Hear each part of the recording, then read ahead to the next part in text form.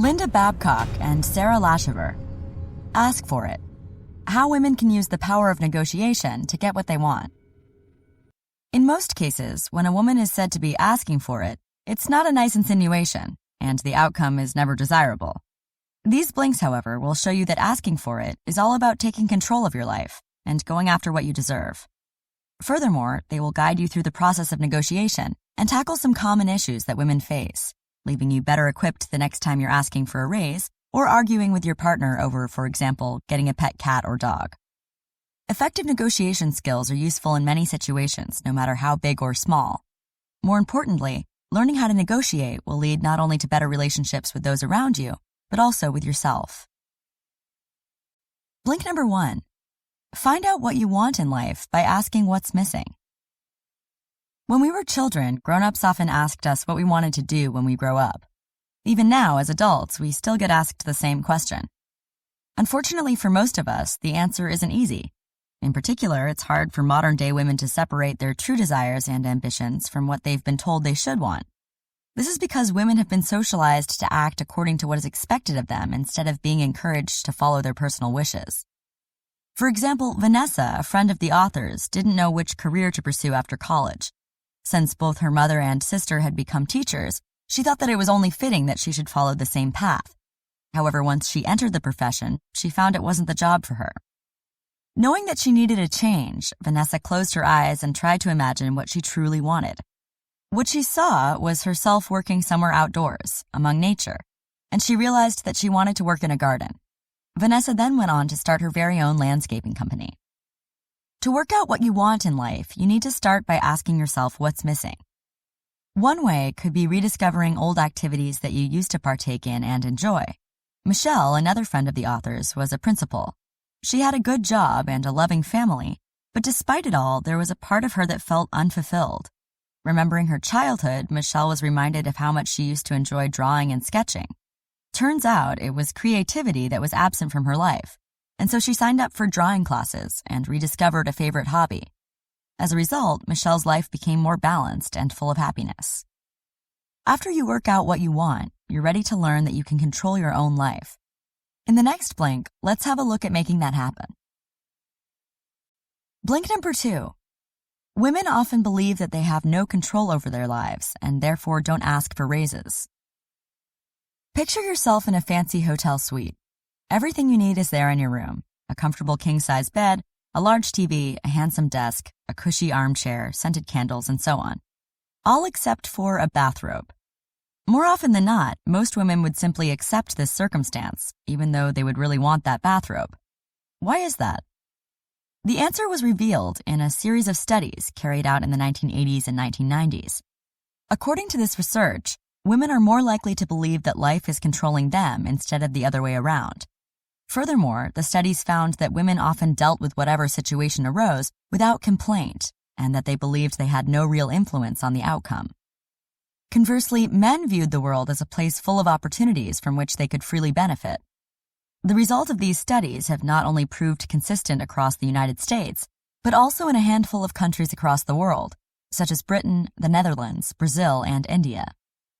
The difference in mindset between women and men is a global trend, and it has tangible outcomes, namely that not enough women are asking for raises. Psychologist Lisa Barron conducted a study in 2006 to test how the difference in mindset played out in the workplace. Both male and female participants were asked whether or not they agreed with the following sentence: "I decide what my value in the workplace is, and I am responsible for ensuring that my employer pays me appropriately." Interestingly, results showed that 85% of men agreed with the sentence, while only 17% of women found it to be true. Barron concluded that women tend to measure their value by what their employer paid them, never raising any concerns over their salaries. In other words, women don't ask for a raise as often as their male counterparts. This demonstrates that women need to start rethinking the way they interact with the world. Believing that you have no control over your life leads to an imbalance of power where your employer is the one in charge of determining your worth. Moreover, this belief rests on the false assumption that employers will assign salaries fairly and in a just manner. To ensure that you get paid fairly and appropriately, you need to know how to negotiate your salary. We will take a closer look at this in the next blank. Blink number 3. Negotiation happens every day, and you need to be prepared for it. When you hear the word negotiation, what springs to mind? Most people think of business meetings, political debates, and structured agendas. However, most negotiations occur in more informal settings. In fact, negotiations happen every day. People use negotiation as a tool to help bring about change when the desired outcome is dependent on the cooperation of others. The implementation of change can be something as ordinary as requesting that your salad comes without croutons, or something that involves a bit more discussion, such as asking for a 4-day working week instead of 5. Whatever you're negotiating, no matter how little or large, the fundamental rules remain the same. Don't bully or lie. Instead, communicate in an intelligent manner. That is, listen attentively to the other person, exchange information, and be aware of all the risks before you land on a solution. To become a successful negotiator, you need to prepare carefully. Professional negotiators advise that it's best to consider other future scenarios in case you run into some unexpected obstacles during your negotiation. For instance, before you head into a negotiation, plan your BATNA, or best alternative to a negotiated agreement. You can use your BATNA after you fail to reach your desired outcome in a negotiation. So in the case of negotiating your starting salary for a new job, it's good practice to have a backup employer. If you don't land your desired salary, you'll still have your alternative employer. Moreover, telling your interviewer that there's another company interested in you will be beneficial in the negotiation. The key to a successful negotiation is knowing how much to ask for, which is what we'll take a look at next. Blink number 4. Don't ask for too much, but don't undervalue yourself either. People think that being a good negotiator means you need to know how to bluff. But unless you're a master of the poker face, there are other less risky skills you can use. In fact, the most powerful asset you can have during a negotiation is information. To negotiate successfully, you need to know which requests are reasonable and which aren't.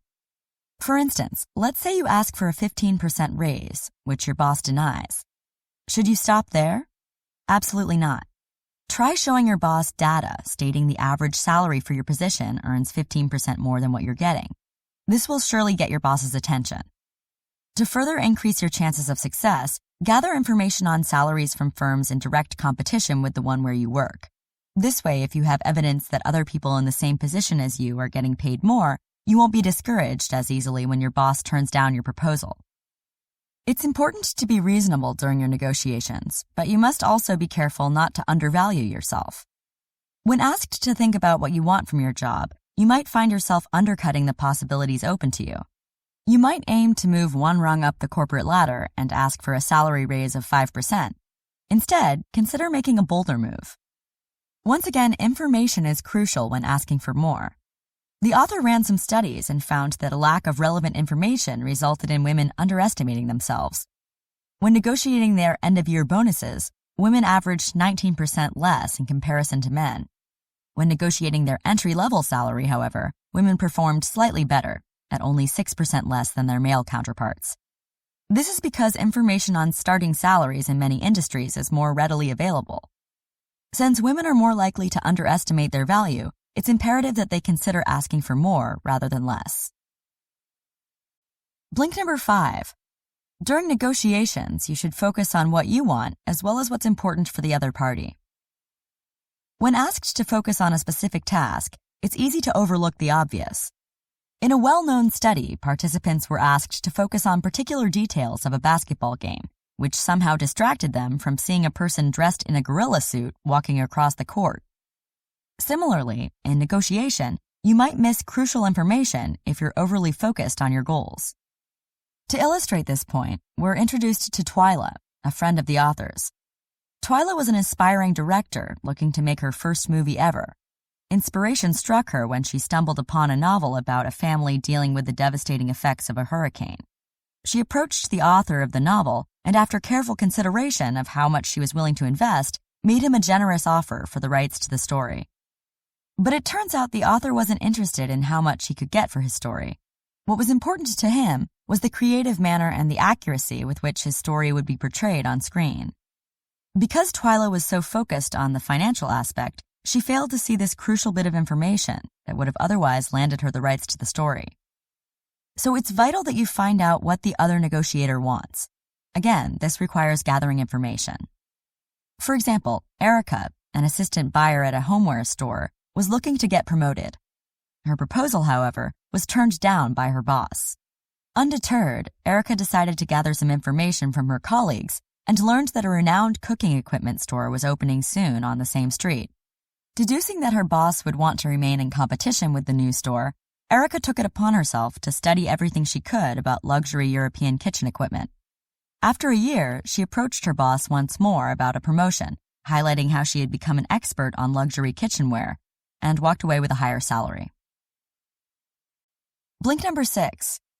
It is better to be in cooperation than competition, so consider the interests of all involved. Showing interest in others, coming up with creative solutions, listening attentively, and working together are qualities that women tend to possess. These qualities are also key to negotiation, so it stands to reason that women can become great negotiators. During a negotiation, cooperation is more effective than competition. The main advantage in cooperating with the people you're negotiating with is that you'll achieve results that benefit both parties. Talk about your classic win-win scenario. To illustrate why cooperation is the better approach, let's imagine a couple of newlyweds. We'll call them Sophia and James. The husband and wife want to go on a week-long vacation together, but they can't seem to settle on a destination. Sophia dreams of holidaying on a beach, while James is adamant about a camping trip in the mountains. How should they go about making a decision? The first scenario is a win-lose situation, where they will have to sacrifice one person's wishes for the other. The second scenario is a compromise, where they will divide the week between staying on a beach and camping in the mountains. Not exactly what you'd call a relaxing holiday. The third scenario, however, uses the win-win approach, where Sophia and James cooperate and are attentive to each other's wants and needs. In the end, they will arrive at a solution that suits both of them, such as a vacation in Costa Rica, where there are lots of beaches as well as hiking opportunities. An effective negotiation not only requires cooperation, but also needs you to consider the interests of everyone involved. This is known as interest-based negotiation, which takes all interests into account in search of the best solution. It's the opposite of position-based negotiation, which involves defending your position. Here's an example that explains the effectiveness of an interest-based negotiation. When she was a member of staff at Hines College, the author was offered the position of chairwoman of a committee responsible for the future of the college. At the time, however, she was busy writing a book. To make an intelligent decision, both sides took all interests into account and came up with a win-win solution. The author would reduce the courses she taught so that she would have time to run the committee and finish writing her book. Blink number 7. Unfortunately, women still feel the need to watch what they say and remain pleasant. By now, you've probably gathered that women are capable of negotiating like men. The sad reality, however, is that women still have to closely monitor the way they communicate. For instance, Alexandra, a friend of the author's and a popular designer with good interpersonal skills, applied for a job with a better-paying salary. The salary range was $42,000 to $60,000, and due to her experience and success, Alexandra felt confident in asking for $58,000. She decided to ask for the salary in a firm and direct way, but the hiring manager immediately doubted her ability as a team player. What was the reason for the manager's assumption? Because she came across too strongly and aggressively. The annoying thing is that this confident behavior is risky in a male-dominated industry, and because of this, women have to be diplomatic. It's annoying and unfair, but women will be more successful if they communicate in a pleasant manner. This doesn't necessarily mean that you have to give up or back down, but you should use a friendly tone and be mindful of your body language to ensure that you're communicating in a positive and nice way. To verify this idea, the author conducted a study in 2007 that consisted of recording videos of interns applying for a new job. In these videos, some of the interns were bold and aggressive in their statements about pay expectations. Participants were asked to watch the videos and evaluate the interns, deciding who they would hire and who they would reject. Female interns who acted in a bold and aggressive manner were 50% less likely to get hired, regardless of whether the participant was a man or woman. On the other hand, male interns who were also aggressive and bold were excused and their behavior deemed assertive if the participant was also male. Females evaluating male interns weren't as lenient. In conclusion, women should try to communicate in a pleasant and non-threatening style to increase their chances of success in the workplace. Blink number 8. In a negotiation, you need to remain focused on your upper target and be patient. A television show from 2011 called The Closer was so titled because the main character, who ran a police department, was skilled at closing elaborate criminal investigations. Let's dive into a few finishing moves that will make you the closer in every negotiation. The first tip is to keep your attention on your upper target. More specifically, keep your focus on the optimum possible outcome. Studies carried out in 2002 by psychologist A.D. Galinsky show that focusing on your reservation value, your minimum target, will most likely result in you acquiescing to an agreement that will lose you money. Conversely, the people who directed their attention to the upper target performed better because they negotiated a higher figure from the start and allowed more time to pass before reaching an agreement. Furthermore, the research suggested that this difference in focus will impact salaries by 11 to 13%.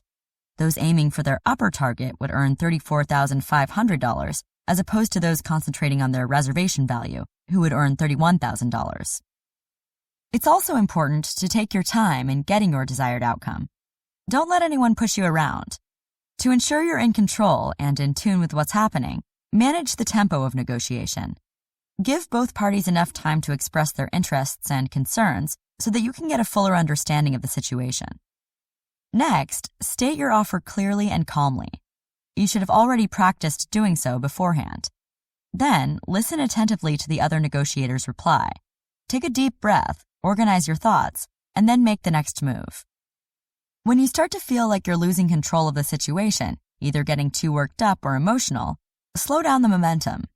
Request a pause or kindly let the other negotiator know that you're feeling a bit rushed and need some time to go over the points that have already been made. Keep all these tips in mind the next time you enter a negotiation, and you'll most likely walk away triumphant. You've just heard the blinks to Ask For It by Linda Babcock and Sarah Lashover. The key message in this book is that negotiation is an everyday occurrence, but for many women, it's not easy to undertake. Women need to learn to ask for what they want and do so in the right way to increase their chances of success. This involves being prepared to collaborate with others, taking the other negotiator's interests into account, and paying particular attention to communicating pleasantly while not undervaluing oneself. Here's some advice you can take action on. Don't drop your prices too low too early. Let's say you want to sell a used car on Craigslist. You put up $14,500 as your initial sales price, to which a buyer would make an offer of $12,000. Now, your rebuttal shouldn't be too low. If you drop the price too steeply in the starting ground, it will signal that your reservation value is low and encourage the buyer to expect you to reduce the price even further. Instead, you should respond with an offer of $14,000, indicating that your reservation value is somewhere around the $13,500 mark. This will in turn prompt the buyer to make a better offer if they're interested in the car. If you have any feedback, we'd love to hear what you think. Just drop us an email at remember@blinkist.com with Ask For It as the subject line, and share your thoughts.